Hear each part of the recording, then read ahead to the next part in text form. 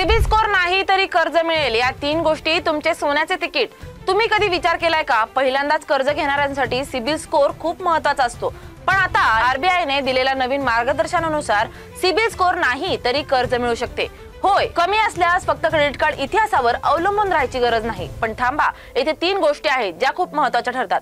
पहिली गोष्ट म्हणजे तुमचे स्थिर उत्पन्न आणि नोकरीची खात्री. बँकांना फक्त तुमचा स्कोर न पाहता पगार पावती, बँक स्टेटमेंट आणि नोकरीचे रेकॉर्ड्स पाहून तुमची क्षमता समजावी लागते. दुसरी महत्त्वाची गोष्ट म्हणजे तुमचा डेट टू इन्कम प्रमाण, म्हणजे तुमच्या मासिक उत्पन्नाच्या तुलनेत नवीन कर्जाची देयके किती योग्य आहेत हे बघणे.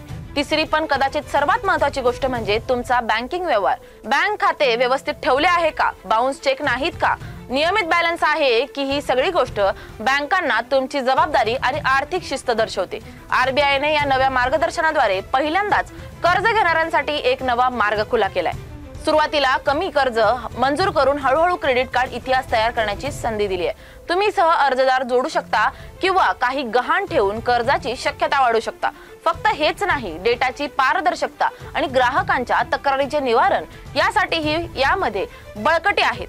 त्यामुळे आता लाखो तरुण, व्यावसायिक, लघु उद्योजक आणि ग्रामीण भागातील लोकांना आर्थिक समावेशाची संधी मिळेल. तर मित्रांनो, लक्षात ठेवा, सिबिल स्कोर नसलाही तरी चालेल, पण उत्पन्न, कर्ज, आय प्रमाण आणि बँकिंग व्यवहार या तीन गोष्टी तुमचे सोन्याचे तिकीट आहेत.